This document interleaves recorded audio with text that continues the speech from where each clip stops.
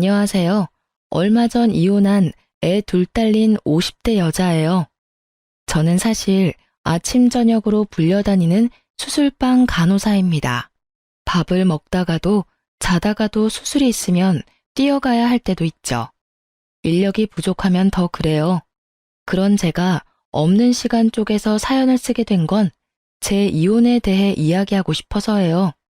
전문직이라는 직업은 정말 좁거든요. 한 사람한테 이야기하면 모든 사람이 알게 돼요. 다른 병원에 있는 사람들까지도 알게 되는 경우가 있죠. 솔직히 이 열받는 제 상황을 누군가에게 털어놓고 속 편하게 이야기하고 싶은데 그럴 만한 사람이 주위에 없어요.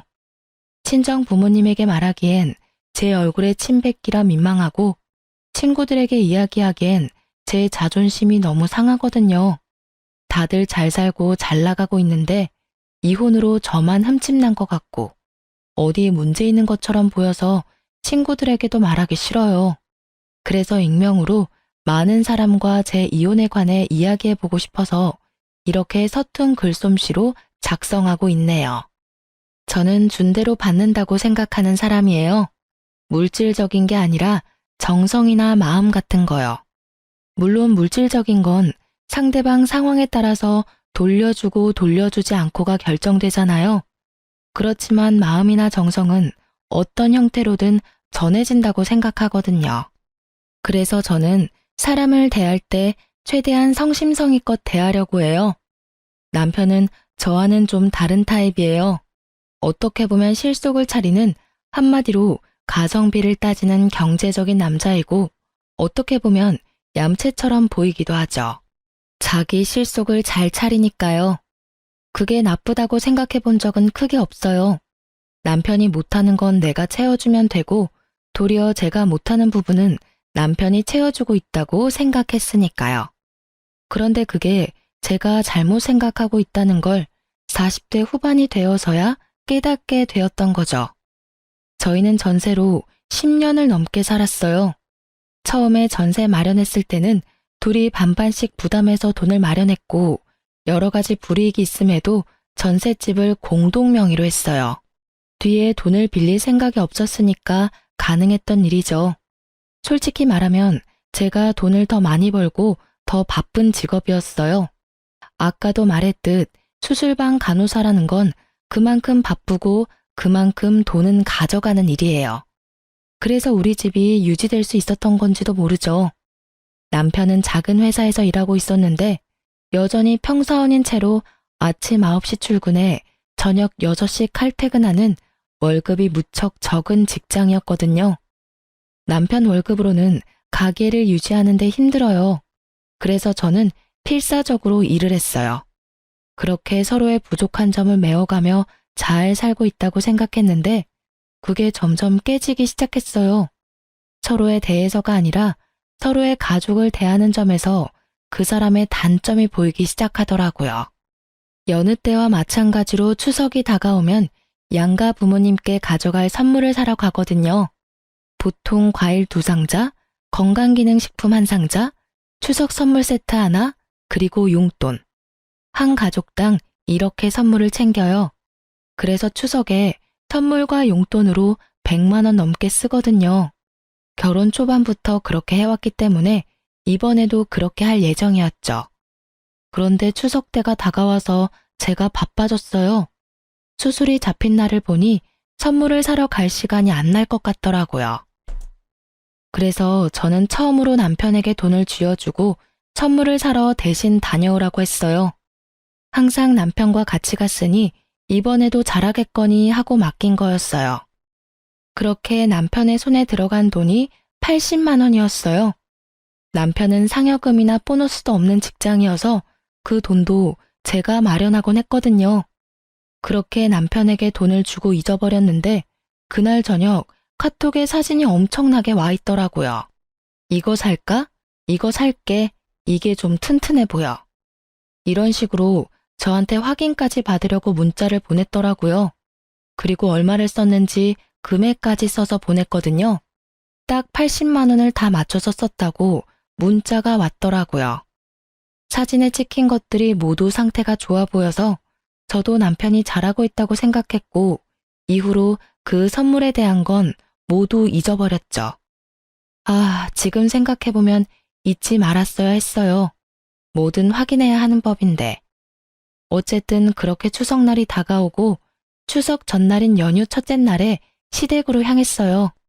시댁에 도착해서 남편이 차에서 물건을 빼오는데 전부 튼실하고 좋더라고요. 과일도 모두 튼튼하고 맛있어 보이고 신선해 보였어요. 그리고 단지에 담긴 녹용도 비싸 보이기도 하고 선물해줄 맛이 나는 좋은 물건들이었고요. 솔직히 여태껏 마련한 것 중에 가장 좋아 보이더라고요. 그래서 저는 남편이 따로 자기 돈을 좀 썼다고 생각했거든요. 아무리 봐도 금액대가 비싸 보일 것 같아서요. 당연히 그것들을 보던 시댁에서는 아주 좋아서 입이 찢어지더라고요. 그러면서 시부가 매번 하는 말이 있어요. 아이고, 우리 아들, 이렇게 좋은 선물 매번 가져오고, 너 돈도 많이 들 텐데 뭐하러 이렇게 많이 사와? 다음부터는 이렇게 많이 안 가져와도 된다. 응? 이거였죠. 시부는 이 물건들이 모두 남편이 샀다고 생각하고 항상 아들 칭찬하기 바쁜 사람이었죠. 그럴 때마다 저는 그냥 가만히 있었어요. 부모님들은 모두 제 자식들이 해줬다 하면 좋아하시잖아요. 그리고 남편도 자기 집에서는 어깨 펴고 있어야죠. 그런 마음으로 제 돈이라는 말은 여태껏 절대로 하지 않았죠. 용돈을 줄 때는 제가 드렸지만 항상 같이 마련한 거라고 이야기하고 드렸죠. 용돈은 보통 30만 원을 드리거든요. 그날도 똑같은 날이었어요. 좋은 걸 주고 용돈을 드리고 남편 어깨가 으쓱해지는 그런 날. 그리고 하룻밤을 시댁에서 자고 그 다음날 오후에 친정으로 향했어요. 저는 오랜만에 친정에 가는 거라 너무 마음이 들떴어요. 휴가를 이렇게 길게 받은 것도 오랜만이었고 그 휴가에 부모님을 뵈러 가는 것도 오랜만이었거든요. 몇 번의 추석과 명절은 급한 수술이 잡혀 가지 못한 적도 많았어요. 그래서 들뜬 마음으로 친정에 도착했죠. 남편에게 물건을 들게 시키고 집에 들어왔는데 남편이 들고 온 물건들이 죄다 상태가 안 좋더라고요. 사과며 배는 딱 봐도 오래된 티가 났고 건강기능식품으로 사온 홍삼은 유통기한이 임박한 상품이었죠. 친정엄마는 그것도 선물로 사온 거라고 남편에게 신경 써줘서 고맙다며 인사하더라고요. 그걸 보던 저는 울컥울컥 화가 치밀어 올라서 남편에게 차에 뭐 가져올 거 있으니 잠깐 나가자고 하고 밖으로 나왔어요. 그리고 차 앞까지 와서 남편에게 따졌어요. 저거 다 뭐야? 시댁에 드린 물건이랑 완전히 다른 물건이잖아. 하루 만에 애들이 시들었을 리도 없고. 도대체 어떻게 된 건데? 너 설마 우리 집에 올 물건들만 저런 하자 있는 것들로 골랐어? 아니, 물건을 사다 보니까 아무래도 예산이라는 게 있잖아. 그래서 예산에 맞추다 보니까 이렇게 됐어. 나도 일부러 그런 거 아니야, 진짜로. 내가 샀을 때는 상태가 괜찮았는데 아무래도 시간 지나서 좀 더 나빠진 것 같기도 하고. 그러면 예산을 낮춰서 물건을 샀었어야지. 아니, 혹시라도 예산이 넘었으면 당신이 돈을 좀 더 낼 생각은 해보지도 않았어? 거기다가 시댁에만 좋은 거 싹 다 가져다 주고 우리 집에는 완전히 먹지도 못할 것들만 갖다 준 셈이잖아. 일부러 그랬지? 너희 집에만 좋은 거 보낸 거. 너 설마 처가 깔보는 거니? 그런 거 아니래도. 아니, 나도 좋은 거 사려고 했어. 저것도 최대한 좋은 거 산 거고. 우리 집에만 괜찮은 거 간 것도 다 우연이야. 제일 위에 있는 것들로만 가져왔는데 결과가 그렇게 된 걸 나한테 따지면 어떡해? 그럼 이 상황에 누구한테 따져? 내가 너한테 돈을 주고 맡겼으면 제대로 일을 하기라도 해야 했을 거 아냐. 네가 이딴 식으로 행동했다는 건 네가 우리 집과 나를 그런 식으로 보고 있다는 거잖아. 하자품, 유통기한 임박 상품을 선물해줘도 넙죽 받을 거라고. 그렇게 생각하고 그거 준비한 거 아니었냐고. 우리가 먹어도 다 남겨서 버릴 만한 물건들만 골라와서는 그걸 명절 선물이라고 떡하니 내놔? 솔직하게 말해봐. 딱 보니 우리 집에 온 물건들 가격은 얼마 안 할 것처럼 보이는데 돈 남았지? 돈이 남았냐고 묻자 남편이 대답을 못하더라고요. 저는 이때 살짝 감이 왔어요. 영수증 내놔. 빨리. 어? 영수증? 없는데? 사고 다 갖다 버렸지. 그게 왜 남아있겠어? 그래? 그러면 핸드폰 내놔. 폰은 또 왜? 아, 진짜 돈 다 썼다니까. 남은 돈 없어. 변명하는 남편 손에서 핸드폰을 뺐던 저는 카드 승인 내역을 살피기 시작했어요. 안절부절 못하는 남편 따위는 제 안중에도 없었죠. 그리고 그 날짜에 결제한 건 총 62만 원이었어요. 18만 원을 아꼈더라고요. 남은 18만 원 어쨌어? 그건 다 쓸 데가 있어서. 어디다 썼냐고. 옷 샀어, 옷. 추석에 입을 옷이 없어서 옷 한 벌 샀어. 네 옷 사고 싶어서 처가에 가는 선물을 그렇게 홀대했다 이거지? 네 돈으로 산 것도 아니면서 내가 그렇게 부탁했는데 네가 어떻게 우리 집에 그런 짓을 할 수가 있어? 제가 열받아서 소리 지르자 남편이 화들짝 놀라더라고요. 평소에 소리를 크게 지르지 않는 편이고 화도 잘 내지 않는데 제가 화내니 놀랐나 봐요. 여보, 미안해. 나는 차별하려고 그런 거 절대 아니야. 진짜로. 어쩌다 보니 그렇게 된 거였어. 여전히 발뺌하는 남편을 보니 속에 열불이 터져 죽을 것만 같았어요. 당연히 알고 했겠지. 모르고 했겠어요? 진짜로 돈을 아끼고 싶었으면 시댁에 보낸 선물까지 모두 문제 있는 걸로 샀어야죠. 그런데 그게 아니잖아요. 결과적으로 남편이 물건을 골라왔고 차에서 그걸 고를 때도 시댁 거는 좋은 거, 우리 집에는 나쁜 거 이렇게 가져온 게 확실한데 결국은 끝까지 아니라고 우기는 남편에게 말했어요. 지금 당장 ATM기 가서 빨리 30만 원 뽑아와. 왜 그래? 나 돈 없는데. 없으면 단기카드 대출이라도 긁어서 가져와. 제 불효령에 남편이 헐레벌떡 뛰어가더니 10분쯤 지나서 돈을 가지고 왔더라고요. 카드에서 뽑아온 건지 통장에서 가져온 건지 모르겠지만 돈을 가져오긴 했어요. 저는 그 돈을 확 빼앗아서 친정 부모님께 드릴 용돈 봉투에 넣었어요. 그걸 보더니 남편이 퉁명스럽게 한숨을 내뱉더라고요.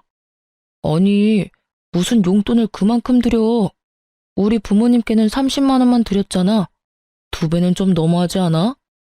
지금 나하고 장난쳐? 시댁에 간 물건값이 얼만데 우리 집에 간 물건값보다 훨씬 비싸 보이니까 우리 집에는 용돈 2배 줘야 하지 않겠어? 그걸로 대신하는 것도 기분은 더럽지만 이렇게라도 해야 내 화가 가라앉을 것 같거든? 싫으면 저 물건들 싹 다 가지고 가서 다른 걸로 당신이 사오던가. 제 말에 남편은 입을 꾹 다물더라고요. 할 말은 많아 보였지만 제가 작정하고 따지기 시작하니 지가 무슨 변명을 해요? 결국은 깨갱거리고 제 뜻에 따르는 수밖에 없죠. 그렇게 친정집에 돌아간 저는 엄마에게 일단 사과부터 했어요. 바빠서 물건이 이렇게 상한 줄 몰랐다. 대신에 용돈을 좀 많이 넣었으니 이걸로 맛있는 거 많이 사다 먹으라고요. 친정엄마는 이렇게 큰 돈 필요 없다며 돌려주려 했지만 솔직히 저는 마음이 너무 아팠거든요. 시댁에 간 것만큼만 친정해줬어도 남편에게 그깟 옷 몇 벌이든 사줄 수 있었을 텐데 이런 식으로 자기 점수 까먹는 건 생각도 못하고 얌체 같은 짓만 골라서 하는 남편을 보니 남편에 대한 제 생각이 틀렸을지도 모른다는 생각을 했어요. 그때가 처음이었기 때문에 저는 좀 놀랐죠. 하긴 여태껏 저희 부모님에게 자기가 먼저 나서서 잘해드린 적은 없었어요. 항상 남들이 하는 만큼 또는 제가 하는 거 보고 뒤로 빠져 있을 뿐이었죠. 그러고 보면 이미 처음부터 남편은 틈만 나면 이렇게 행동했을지도 모른다는 생각이 들더라고요. 그렇게 이 추석날에 저는 남편과 한판하고 남편에 대한 신뢰가 땅에 떨어진 걸 확인했어요. 그리고 좀 더 철저하게 남편이 하는 행동을 단속했어요. 바빠서 잘 되진 않았지만 카드사에서 보낸 문자와 알림은 틈틈이 확인했죠. 그렇게 남편은 제게 혼난 뒤로는 얌전하게 지내고 있었어요. 그리고 그 이후로 몇 년 더 지나고 저희는 전셋집을 전전하던 상황에서 이번에야말로 자가로 집을 마련할 생각을 하게 됐어요. 여전히 돈은 턱없이 부족했지만 최대한 아껴 쓰며 돈을 모아 겨우 집을 살 최소한의 돈을 마련했죠. 어차피 나머지는 대출을 끼고 사야 하는 거라 대출 생각하고 집을 여러 군데 알아보고 있었어요. 괜찮은 곳 몇 군데를 정해놓고 금액대 때문에 고민하던 중이었어요. 그때 친정아버지가 연락이 왔더라고요.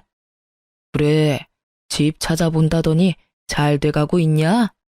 너무 좋은 데로 갈 생각은 하지 말고 너 일하기 편하고 애들 보기 쉬운 곳에 집을 얻어. 집이 가까우면 시간이 절약되고 시간이 절약되면 애들 보기도 쉬워져. 이것저것 다 적당한 물건보다 한 가지 정확하게 네 마음에 드는 곳이 더 나을 수도 있으니 잘 생각하고.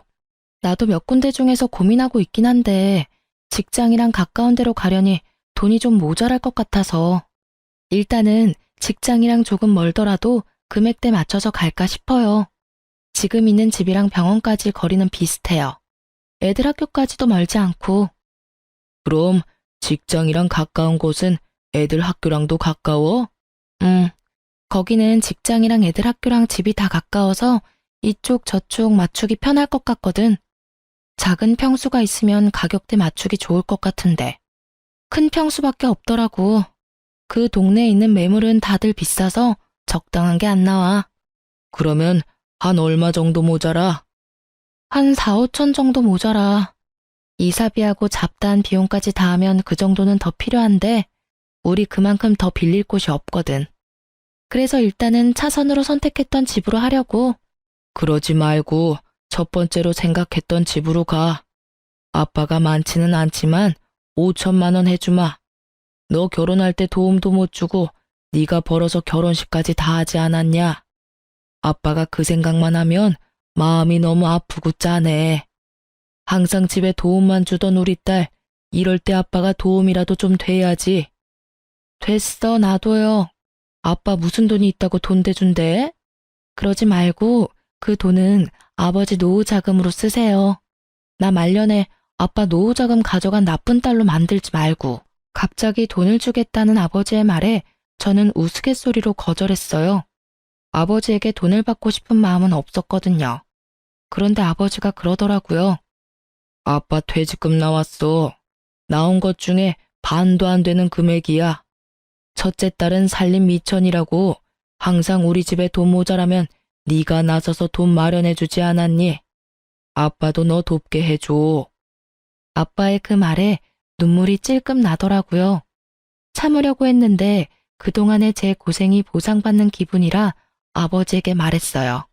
아빠, 고마워요. 하지만 그 돈은 진짜 나한테 필요 없어. 그냥 조금 먼 곳에 집을 얻으면 될 일이야. 너네 도와주고 싶어서 그러지. 지금 네 통장에 보내마. 끊는다. 결국 제 말도 듣지 않고 아버지가 돈부터 보내셨더라고요.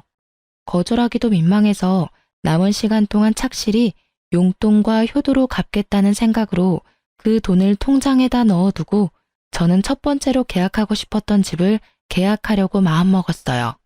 그런데 부동산을 가려니 시간이 영 안 나더라고요. 그렇게 며칠 지나고 시댁에서 식사하러 오라며 저를 부르더라고요. 남편에게 전화했더니 자기는 벌써 시댁이라며 빨리 오라고 들뜬 목소리로 저를 재촉하더라고요.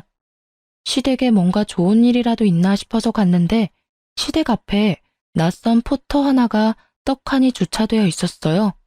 딱 봐도 새로 뽑은 느낌이 나는 차에는 시부의 전화번호도 딱 적혀 있었죠. 아버님, 저 왔어요. 그래, 어서 오너라.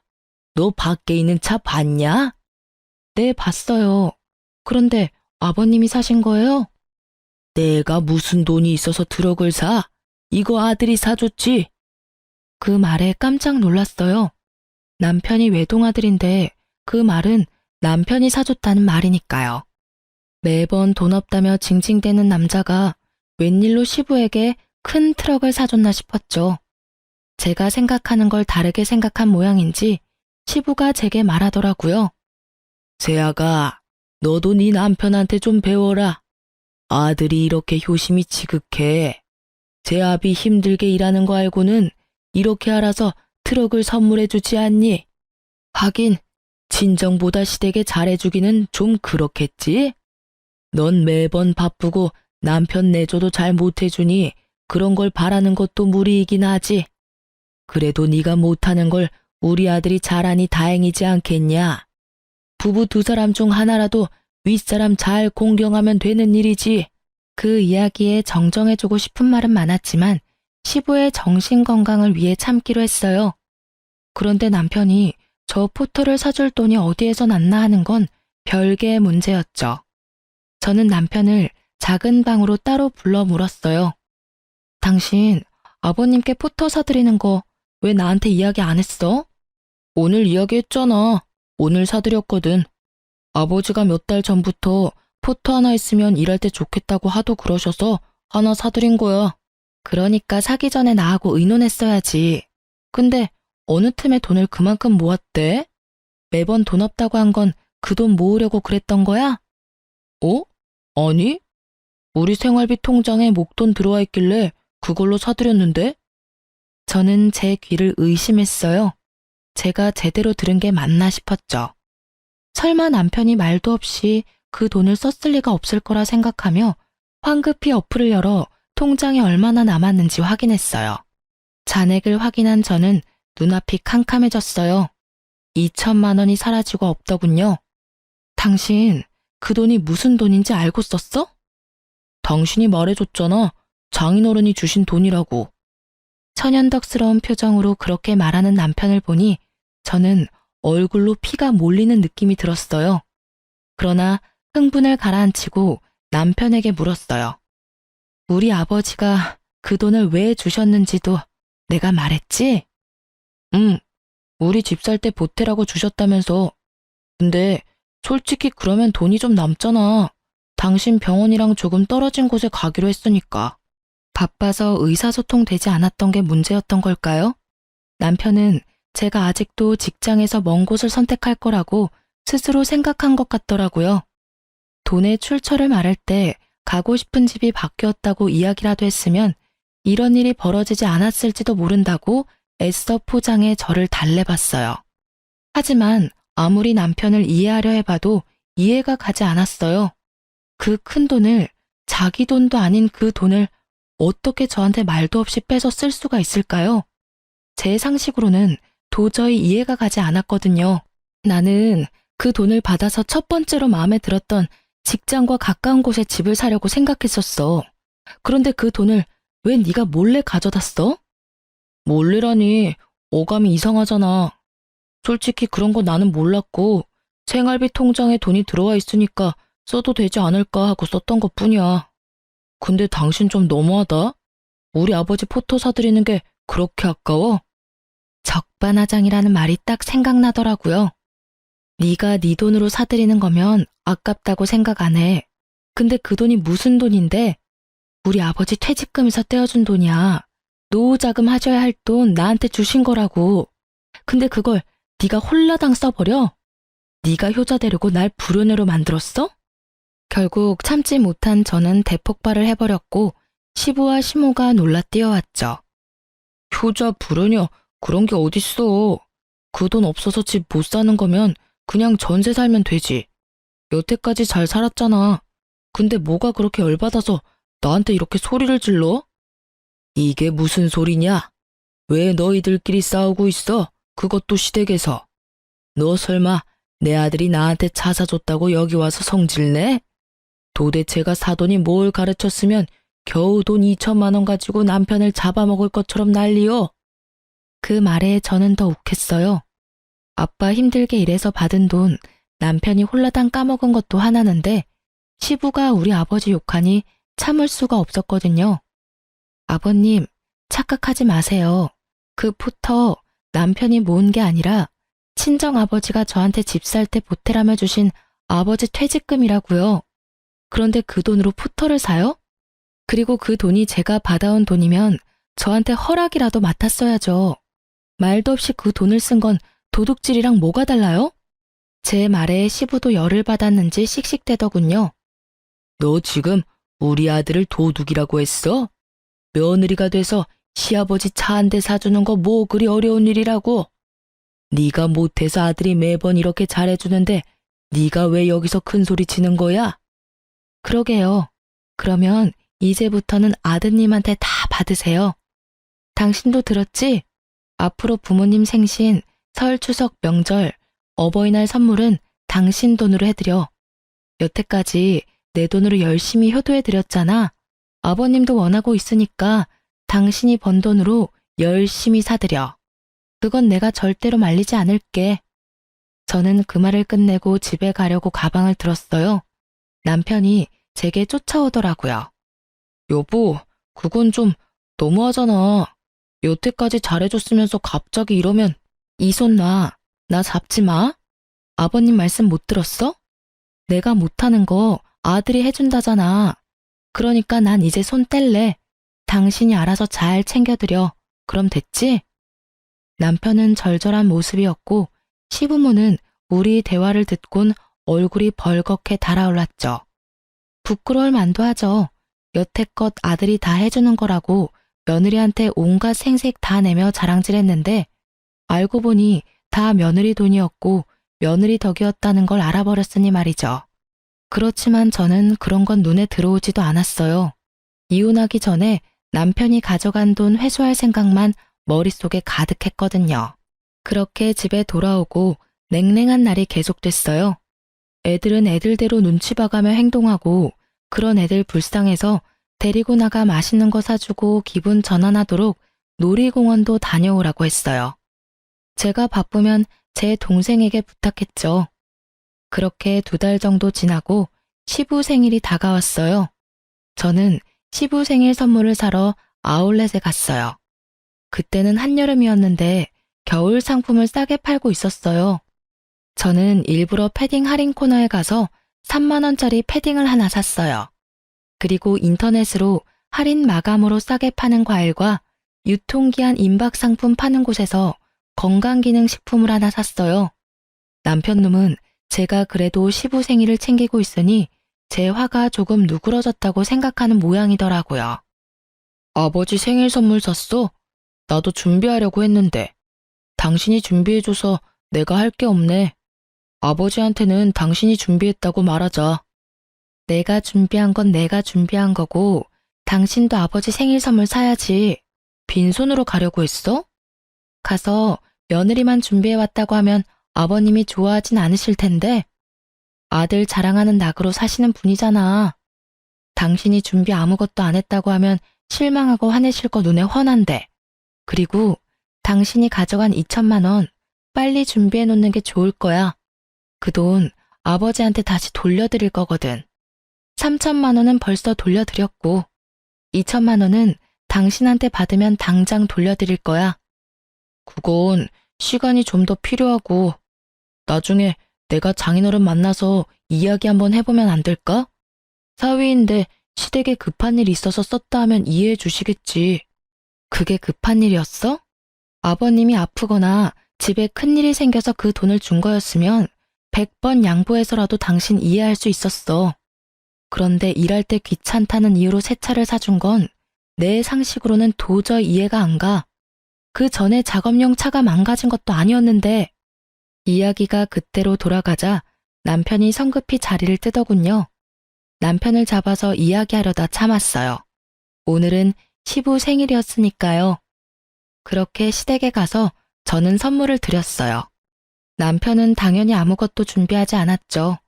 평상시와 같았어요. 자기 돈으로는 아무것도 안 하고 생색만 내는 거. 제일 잘하는 특기 같은 거니까요.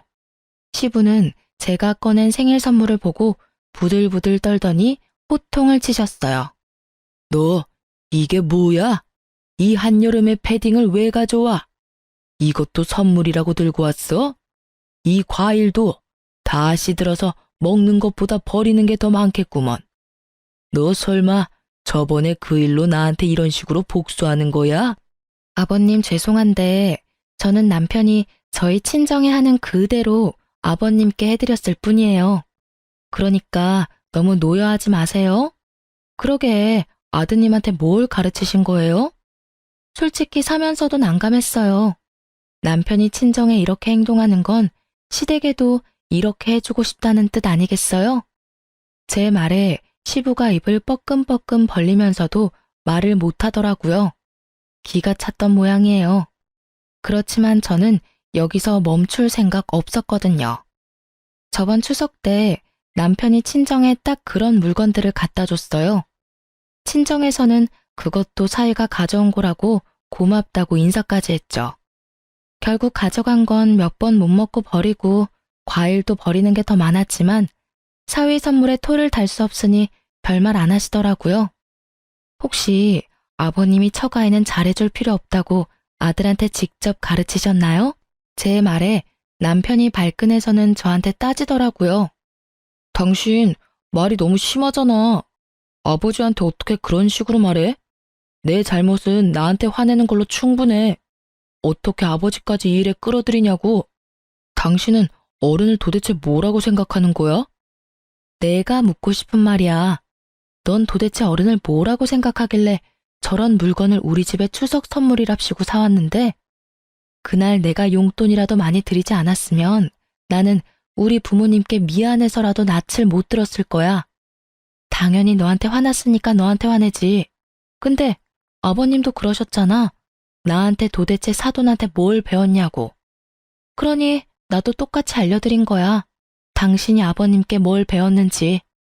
그런 거 아니래도 내가 그런 건 돈 좀 아껴보려고 그런 거고 아버지하고는 상관없는 일이야. 그래, 그렇게 돈 아껴서 네 옷 샀잖아. 그러고 보니 그때부터 싹이 보였네. 그 돈도 네 돈이 아니었는데 남겨서 옷 사는데 쓰고. 이번에 우리 아버지한테 받은 돈 중에 2천만 원도 네 것도 아니면서 꺼내다가 너 효도하는데 썼지? 참, 남의 돈으로 효도 잘한다 너. 그래서 2천만 원은 언제 돌려줄 건데? 나 지금 당장 돈 없어서 못 준다니까. 그렇게 이야기해도 내 수중에 돈이 없다고. 가져갈 수 있으면 네가 가져가 봐. 어디 탈탈 털어봐. 돈 한 푼 나오나. 그래, 뻔뻔한 것도 가족력이지. 그럼 나도 내가 알아서 2천만 원 가져갈게. 난 바쁘니까 먼저 가볼게. 당신은 아버님 생일 축하하고 천천히 와. 저는 그렇게 나와서 바로 백화점으로 향했어요. 한 번도 들른 적 없는 고급 명품 매장에 들어가서는 800만 원짜리 여자 가방 하나와 1000만 원짜리 고급 시계 하나를 골랐어요. 그리고 결제는 남편 카드 2장으로 각각 사용했고요. 남편 문자로 결제 문자가 갔는지 전화가 미친 듯이 오더라고요. 몽땅 씹어버렸어요. 개무시하고 카드로 비싼 코스 요리 식사 한 판하고 명품 로고가 박힌 제 옷도 샀죠. 그리고는 친정으로 가서 엄마에게 가방을, 아버지에게 시계를 줬어요. 그리고 아버지에게 말했어요. 2천만 원은 이혼하고 재산 분할하면 드린다고요. 아버지는 잘 살라고 준 돈 5천만 원 때문에 딸이 이혼하게 됐다고 침울해했지만 어머니는 이미 추석날 사위의 추태를 봐서 그런지 이혼에 반대는 하지 않았어요. 그렇게 한도까지 긁힌 카드를 가지고 집에 돌아오자 남편이 저를 보고는 득달같이 달려오더라고요. 저는 태연했어요. 남편이 그러던 말던 제가 먼저 시작한 일은 아니잖아요? 당신 어디 갔다 왔어? 그 결제 문자는 도대체 뭐야? 뭘 샀는데? 당신이 돈 2천만 원을 안 돌려주길래 내 나름대로 회수한 거야. 당신 카드로 2천만 원어치 긁었지. 가격 계산해 봤어? 딱 2천만 원이야. 당신이 가져간 금액. 그것보다 단돈 1원도 더 쓴 거 없으니까 계산 잘해봐. 당신 진짜 이렇게 유치하게 굴 거야? 나한테 화났다고 이런 식으로 생각 없이 행동하면 어떡해? 생각 없이 행동한 게 누군데? 그런 말 할 자격 없는 건 너야. 네가 돈이라도 빨리 줬으면 내가 이런 방법까지는 안 썼겠지. 그리고 선물 하나 더 있어. 자, 받아. 저는 남편에게 종이를 넘겼어요. 바로 이혼 서류였어요. 이혼하자. 그 돈 2천만 원 받을 때까지는 억울해서라도 이혼 안 하려고 했는데 오늘 그거 다 회수했으니까 이제 그만 이혼해줘. 당신 얼굴 보면서 사는 거 너무 화나고 짜증나거든. 이혼하자면 누가 겁낼 줄 알아? 2천만 원 좀 가져다 썼다고 이혼하면 이 세상에 이혼할 사람이 얼마나 많겠어? 게다가 다른 데 쓴 것도 아니고 시댁에 쓴 걸 가지고 이해도 못 해준 여자는 나도 필요 없어.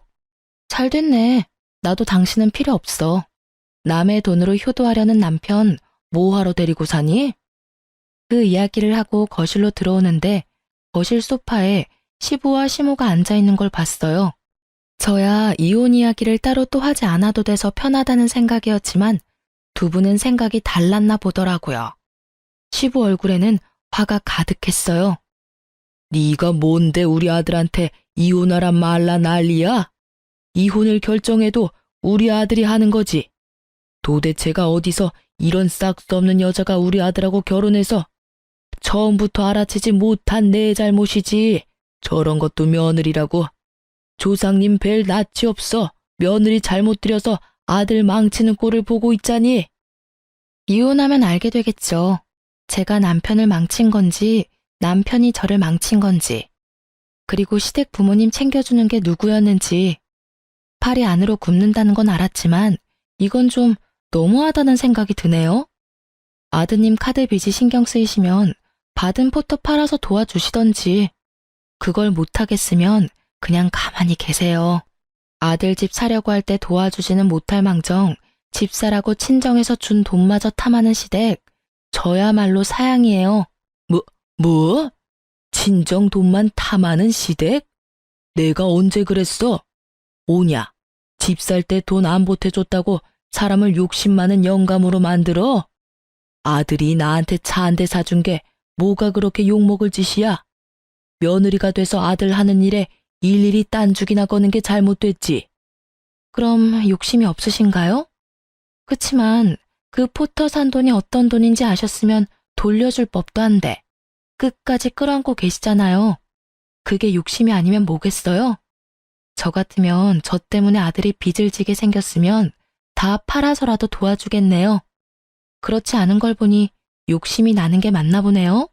결국 제 말에 시부는 부들부들 떨며 대답도 못했고 남편은 이혼 서류를 보느라 정신이 없었어요.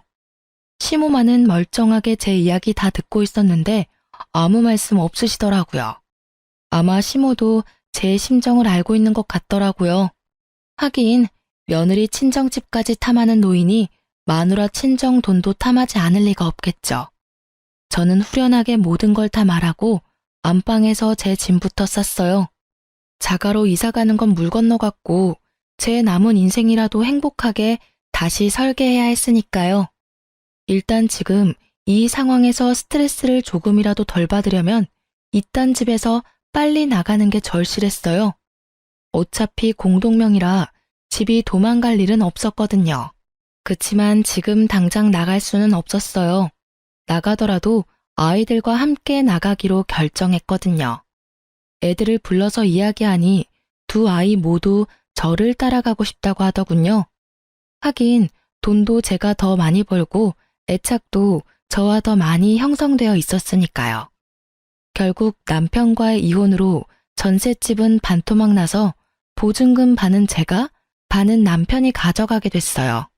그리고 무엇보다 아이들을 제가 데려오게 돼서 천만다행이라고 생각했어요. 그렇게 치열한 이혼을 끝내고 저는 남편과 깨끗하게 결별했어요. 아이들은 남편을 보고 싶지도 않다고 하더라고요. 어린애들이었으면 몰라도 이제 사리분별은 하는 나이라 그런지 제가 얼마나 애쓰고 남편이 얼마나 골칫거리였는지 잘 알고 있는 것처럼 보였어요. 그래서 솔직히 미안했어요. 따뜻하고 안정적인 가정을 만들어주고 싶었는데 이렇게 깨지게 돼서. 그렇지만 이게 아이들을 위해 더 나은 선택이었다고 스스로를 달랬어요. 그렇게 친정 부모님 도움받아 아이 키우며 돈 벌고 결국은 제 집 마련을 할 수 있었어요. 그리고 얼마 전에 전 남편 근황을 알게 됐죠. 돈 모을 생각은 없고 쓸 생각만 하던 전 남편이 이혼하면서 전세금 반을 받았잖아요. 그런데 그걸 아껴서 작은 전세를 얻던지 뭘 해야 했는데 그냥 들어온 돈이라고 다 써버리고 결국은 집도 없이 시댁 들어갔다고 하더라고요. 그 전세금은 다 써버리고 카드값 메우기에 힘들어지니 시부에게 준 포터를 몰래 팔았다고 하더라고요. 시부는 포터 팔 때도 줬다 뺏는 게 어딨냐며 난리치고 그런 시부에게 전 남편은 어차피 내 돈 주고 내가 산 차 아니냐며 그거 팔아야 자기 신용불량자 안 된다며 생떼를 쓰고 난리도 아니었다고 해요. 그 이야기 들으면서 얼마나 웃음이 나오는지. 결국은 팔려버렸잖아요. 그렇게 애지중지했던 차를. 그것도 그렇게 자랑하던 아들놈이 말이죠. 결국 시부는 그거 뺏기고 씩씩대다가 시댁 재산까지 낭비하는 전 남편을 두고 볼 수 없었는지 시댁에서 쫓아내며 혼자서 살라고 했다고 하더라고요. 전셋집 얻을 돈도 없는데 혼자 나와버렸으니 결국은 월세 얻어서 겨우겨우 호라비 생활하며 살고 있대요. 그 이야기를 듣는데 정말 너무 웃겨서 눈물이 다 날 뻔했죠. 얼마 전에는 혼자 살면서 자기 처지가 안타까웠는지 저한테 연락까지 했었어요. 애들 보러 오겠다는데 그때는 저도 오라고 했어요. 전 남편 소식 듣고 우리는 잘 살고 있는 거 보여주고 싶었거든요. 우리 집 와서 집 한번 쓱 둘러보더니 저한테 말하더라고요. 미안해. 내가 일이 이렇게 될 줄은 몰랐어.